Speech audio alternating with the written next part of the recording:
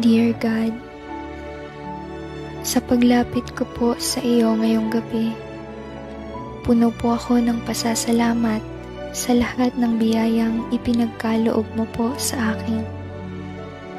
Salamat po sa pagbibigay mo po sa akin ng buhay, kalusugan at lakas.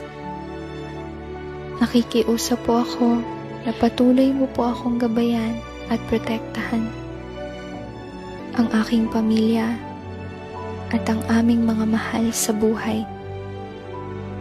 Mangyaring bigyan mo po kami ng karunungan upang gumawa ng mga tamang desisyon at lakas ng loob na harapin ang mga hamon sa hinaharap. Mangyaring aliwin mo po ang mga naghihirap at nangangailangan